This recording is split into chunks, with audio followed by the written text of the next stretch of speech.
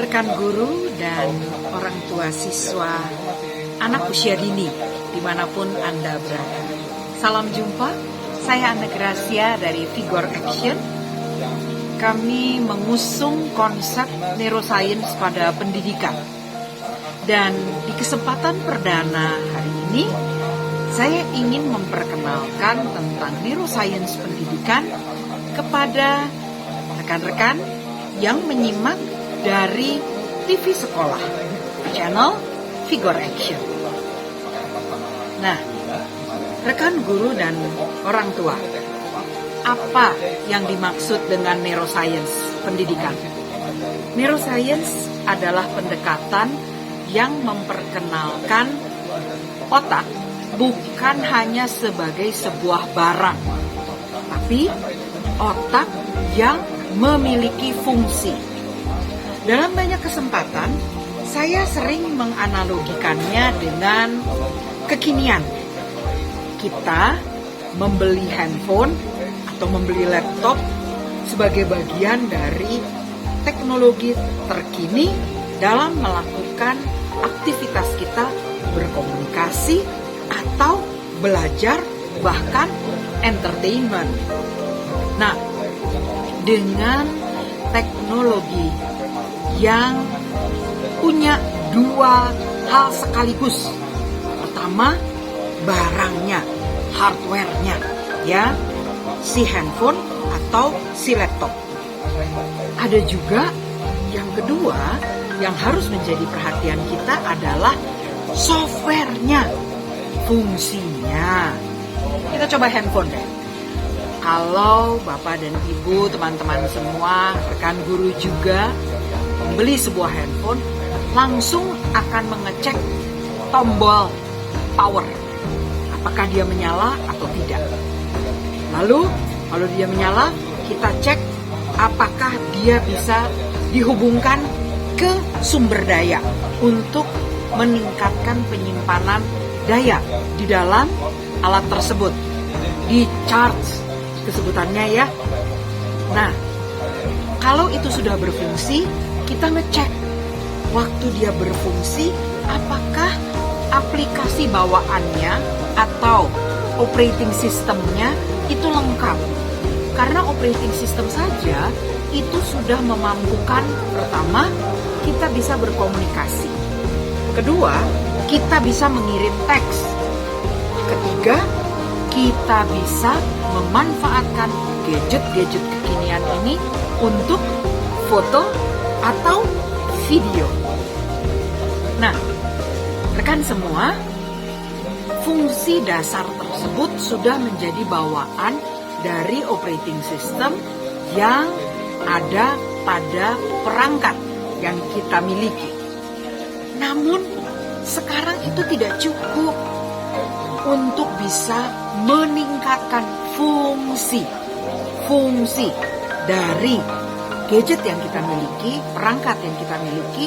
Kita akan melakukan proses install, menambah aplikasi untuk fungsi-fungsi lain. Misal, kita tambahkan fungsi perbankan, ya, ada mobile banking, atau kita manfaatkan juga fungsi untuk transaksi jual beli, toko online, ya. Apakah kita sebagai pembeli atau kita sebagai penjual?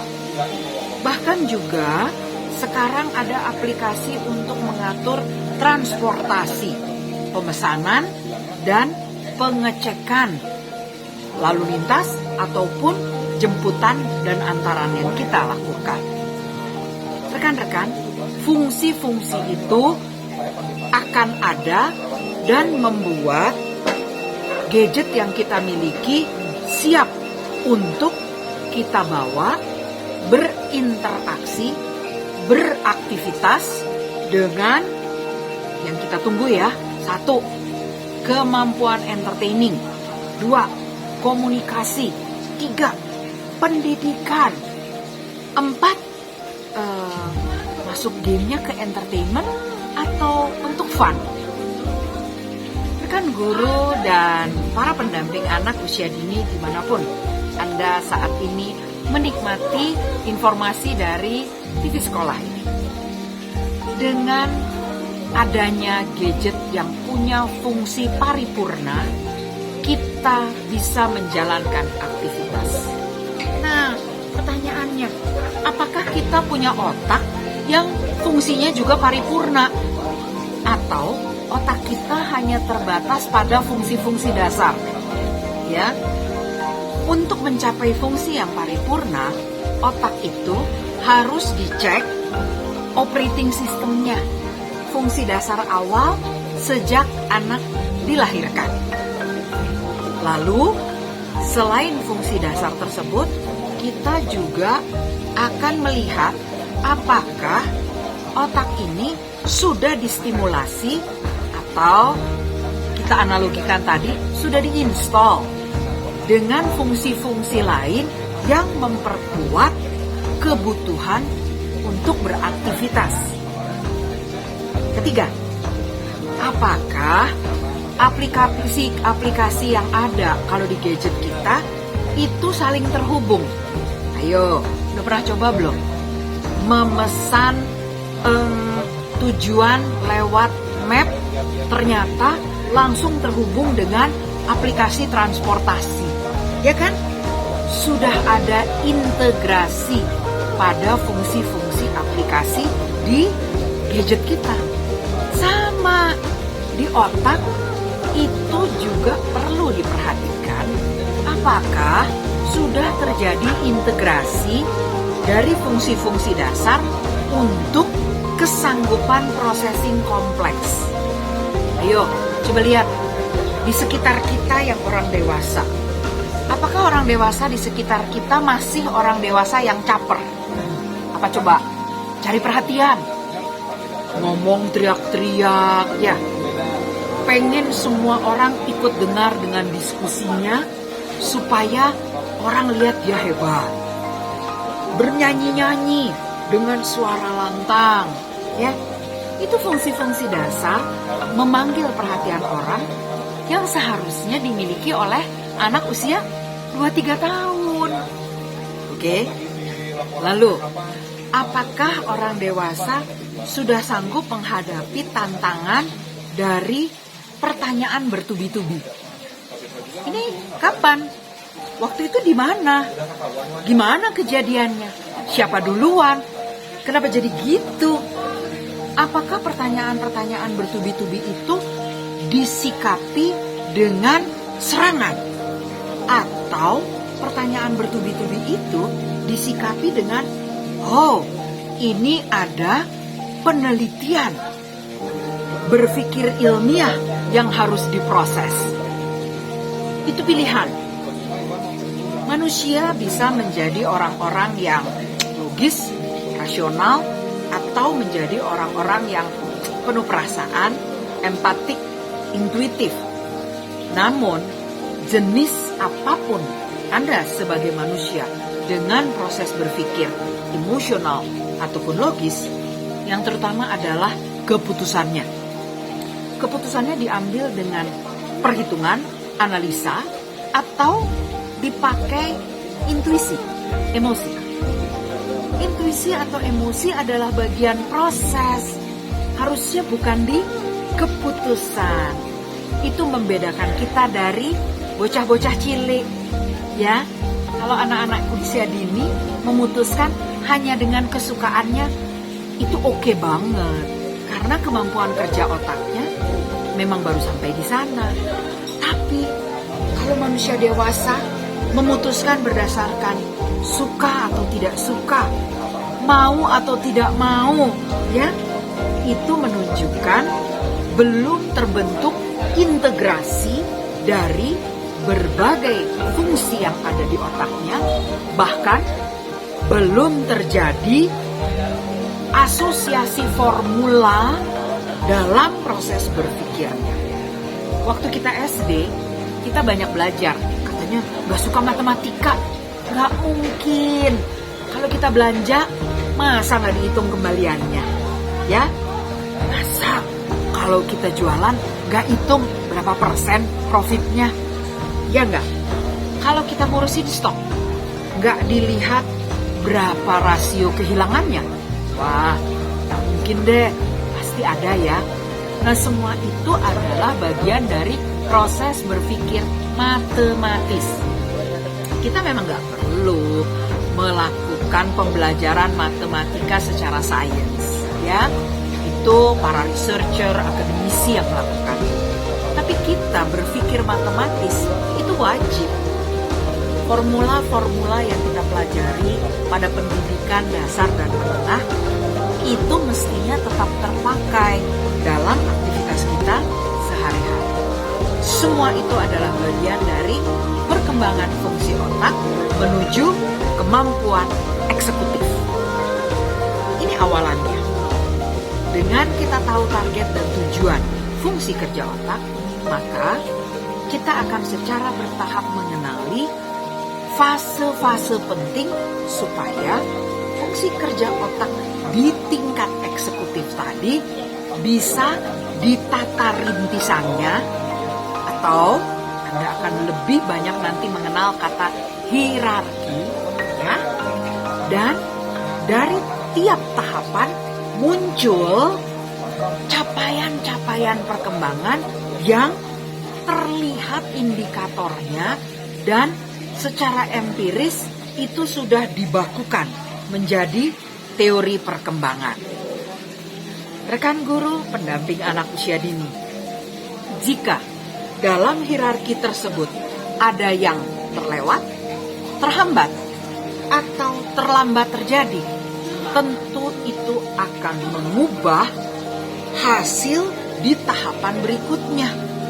Karena di tahapan berikutnya bisa terjadi ada kerapuhan dalam proses berpikir. Ingat satu hal, orang bisa mengambil keputusan dengan baik dan berpikir keras pada berbagai tantangan kalau dia bisa mempertahankan atensinya. Nah, atensi itu bisa kita miliki dengan rentang panjang kalau kita tidak mengalami panggilan, sinyal dari tubuh secara organ ini. Kalau ada nyeri, pegel, tidak nyaman, kalau jalan rasanya nggak seimbang, muter, semua itu akan merenggut atensi kita. Makin pendek rentang atensi kita. Akibatnya, kemampuan kita menangkap informasi, menyimpan sebagai memori, memprosesnya terganggu. Apalagi kalau memorinya ternyata cuma disimpan di stok memori jangka pendek.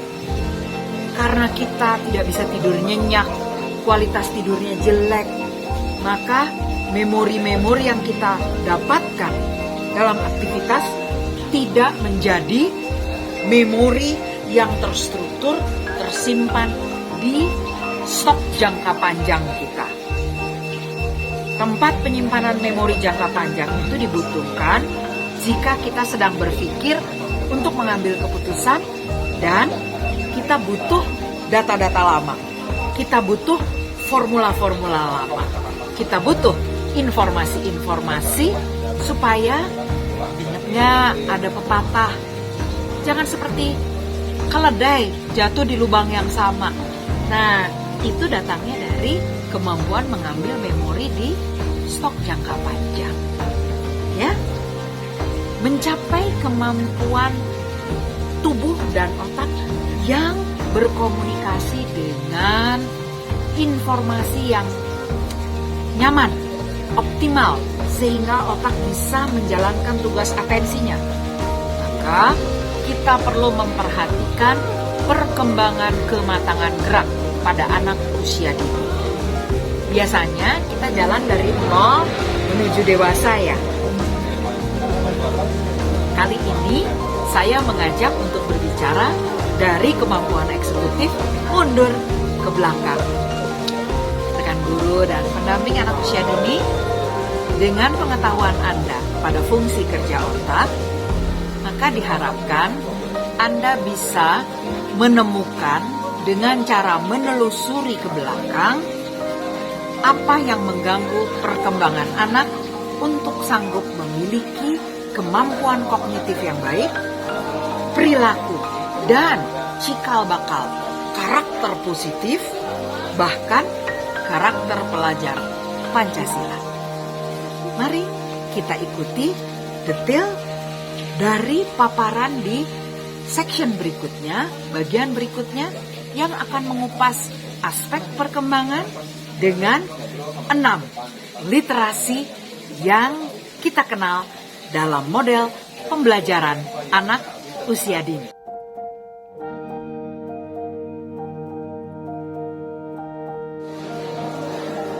Rekan guru dan pendamping anak usia dini, ibu dan teman-teman semua.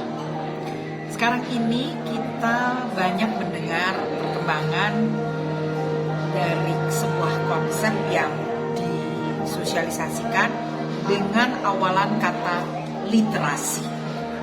Apa sih literasi? Literasi adalah kemampuan atau kumpulan keterampilan, sebuah ekspresi tampilan dari kemampuan dapat diperoleh dari kombinasi beberapa keterampilan. Saya kalau mau menganalogikan, saya coba analogikan dengan misalnya begini. Ada orang yang punya kemampuan untuk membangun rumah dari kayu. Nah, untuk kemampuan tersebut ada keterampilan-keterampilan yang mendukung. Ya, apa saja? Misalnya keterampilan untuk menggergaji kayu, keterampilan mengamplas. Bayangkan kalau keterampilan itu tidak dimiliki, maka kemampuannya dalam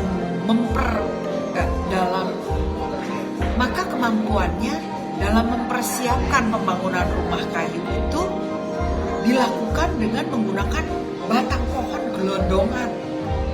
Rumahnya jadi bagus nggak? Enggak.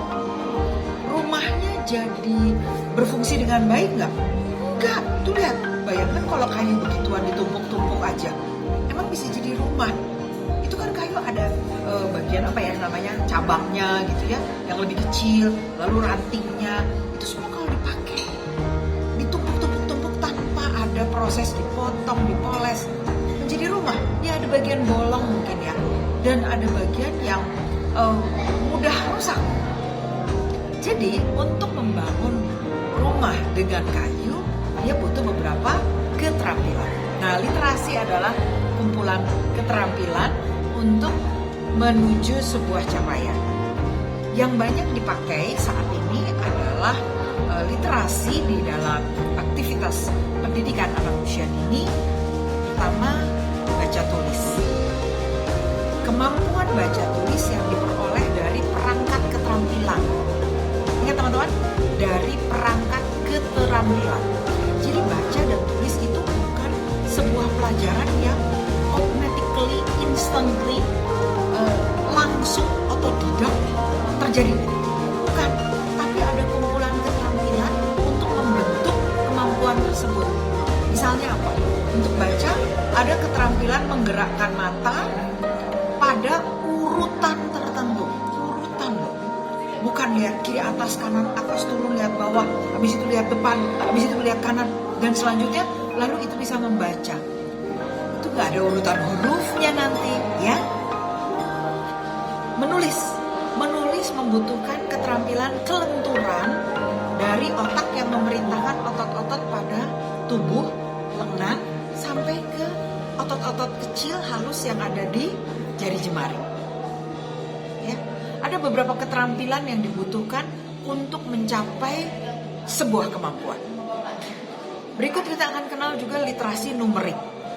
Keterampilan untuk mengenali simbol, nomor, angka, dan merelasikannya, menghubungkannya dengan kumpulan objek yang menunjukkan jumlah tertentu sesuai dengan simbol angkanya. Termasuk kemudian membandingkan besar kecil, jauh dekat, pembanding yang bisa dikonversi dalam angka. Ada lagi literasi sains.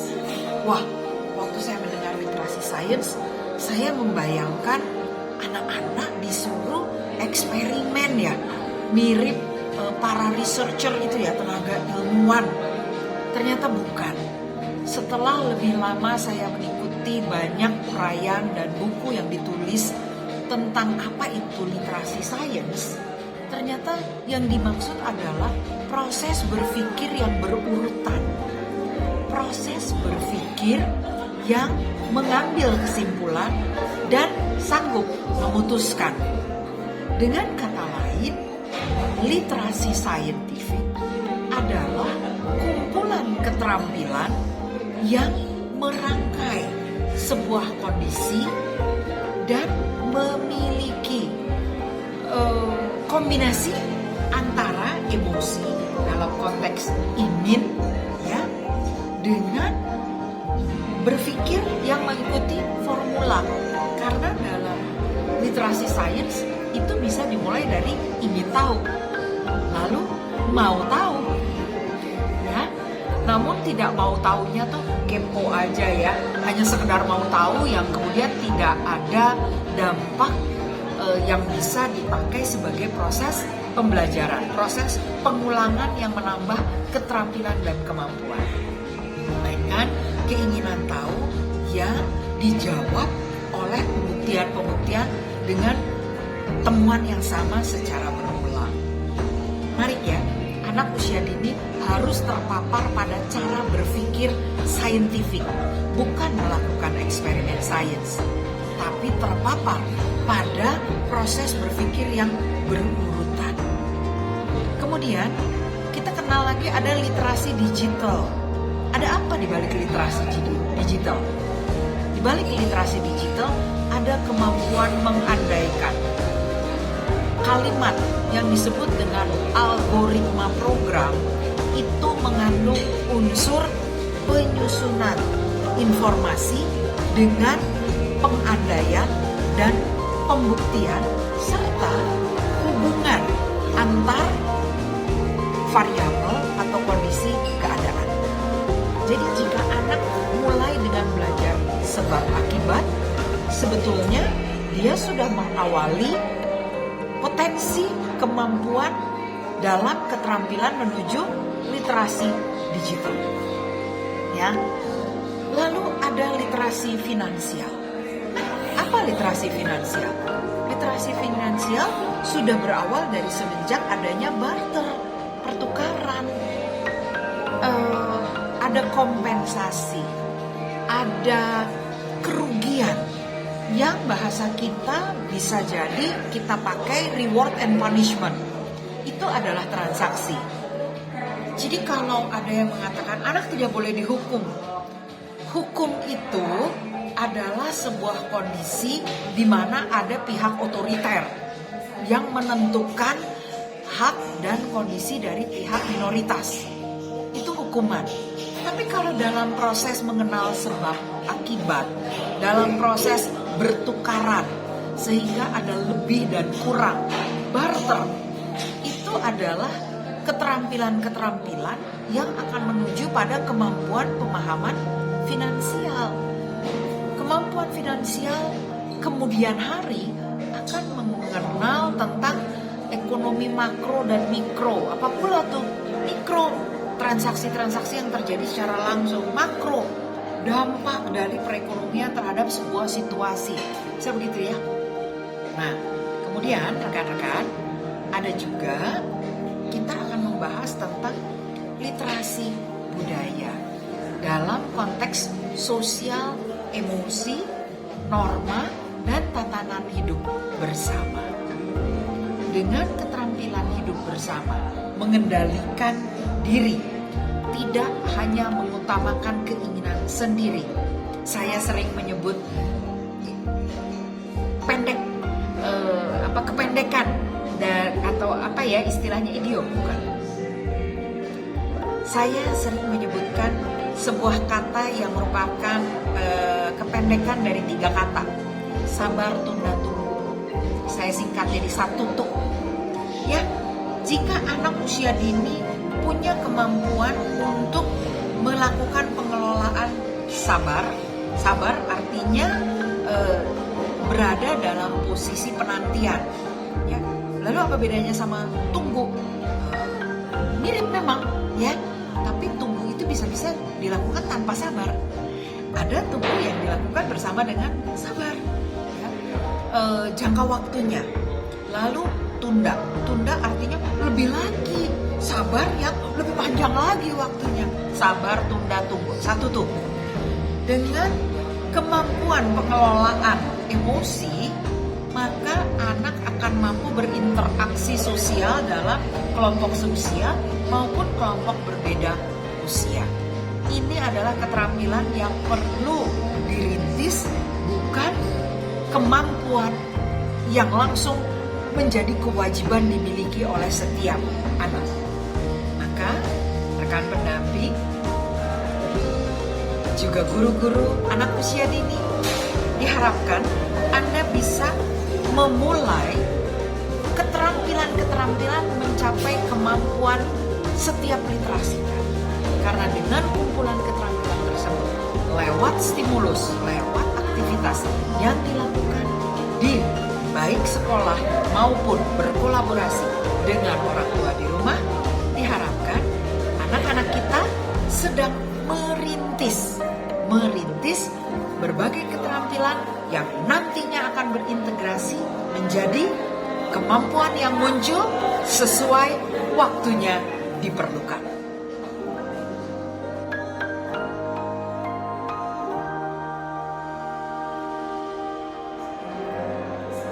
Rekan guru dan pendamping anak usia dini, kita mengenal juga apa yang disebut dengan aspek perkembangan anak. Gimana makainya ya? Dari sudut pandang neuroscience pendidikan, aspek perkembangan adalah pengelompokan pada pengamatan keterampilan yang menuju pada kemampuan. Pengamatan keterampilan. Jadi berarti pengamatan pada komponen-komponen yang dipersiapkan untuk secara integratif nantinya mencapai sebuah kemampuan atau lebih. Nah, apa saja komponen atau pengamatan, kelompok-kelompok pengamatan yang dibutuhkan untuk mengenal perkembangan anak, apakah dia nantinya akan mencapai kemampuan yang diperlukan untuk berkembang, untuk hidup, untuk menjadi manusia yang holistik. Rekan guru dan pendamping anak usia dini, aspek-aspek yang menjadi kelompok pengamatan adalah aspek perkembangan gerak atau motorik. Pada perkembangan motorik, setelah kita tahu bahwa indera ini menerima informasi, melakukan proses filtering di otak dan memaknai, jadi secara kognitif terbentuk memori terhadap semua info yang masuk tersebut, akan terjadi persepsi sensori. Nah, setelah itu otak akan merespon di tahapan awal. Jika kita bicara anak usia dini, itu bukan barang yang sekali jadi, ingat itu. Kembali ke analogi yang saya bilang, kita beli gadget tidak langsung lengkap sesuai dengan kebutuhan kita pada fungsi kerja kita. Saya sebagai pengembang program di neuroscience, dengan teman yang dokter klinis, dengan teman yang sarjana hukum, jadi hakim, bahkan hakim dengan jaksa, dengan pengacara udah beda-beda fungsinya. Jadi kita manusia menuju pada profesi nantinya itu butuh kemampuan yang beda-beda. Dan itu dibangun lewat dasar-dasar keterampilan. Nanti setiap keterampilan mix match sendiri menjadi kemampuan. Ya, kita sama-sama punya tepung dan telur, tapi belum tentu itu selalu akan menjadi kue. Bisa jadi dia akan menjadi bahan makanan lain. Gitu. Jadi teman-teman, di bawah usia 8 tahun golden age, yang kita mesti perhatikan adalah aspek perkembangan pada modalitas awal keterampilan dasarnya dulu. nanti kemampuan itu terbentuk di fase berikut. Nah, keterampilan pertama tadi gerak atau motorik, fisik motorik. Ya, kedua, apakah dia berjalan bergantian? Tidak, dia akan berjalan paralel dengan mengalami puncak pematangan atau puncak koneksi terpadatnya yang sedikit berbeda-beda, tapi jalannya paralel. Ya, teman-teman bisa lihat di gambaran grafis berikut tentang perkembangan waktu puncak terbentuknya setiap aspek pengamatan. Berikutnya adalah bahasa, komunikasi, baik itu non-verbal maupun verbal. Kalau yang non-verbal, dia akan irisan dengan gerak. Ya, di sana Anda bisa melihat bahwa otak itu merespon dan sudah mulai terjadi beberapa keterampilan bibit benih yang akan berkembang menjadi keterampilan dasar dan kemudian nantinya menjadi kemampuan. Lalu kita mengenal juga aspek perkembangan sosial emosi. Ya, tahu yang satu tuh kan? Ya, dengan kemampuan pengendalian emosi ditambah bukan cuma kendali yang satu tuh, tapi juga kendali yang switch, ganti. Apa yang ganti? Tadinya jengkel, setelah bisa satu tuh sabar tunda tunggu, lalu bergerak menjadi tenang, bahkan bisa ceria. Ya, itu pengelolaan emosi. Dari sosial emosi kemudian kita akan mengenal lagi aspek yang lain dari perkembangan anak usia dini.